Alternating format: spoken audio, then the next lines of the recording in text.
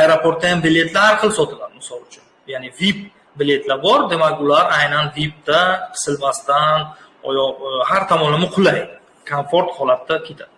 Demak, biz kategoriyani bo'lib chiqar ekanmiz. Demak, kategoriya asosida, tabaqalanish asosida, demak bu jamiyatda mavjud, bundan oldin ham mavjud bo'lib kelgan va hozirgi kunda, hozirgi davrda 21-asrda ham bu mavjud va bu kerak bo'lsa kundan kun, yildan yil, oydan oy kuchayadiki va bu tushmaydi. Demak, insonlarga o'sha boylikka, moliyaviy erkinlikka bo'lgan qiziqish yoki yuqori bir holat bu bo'ladi.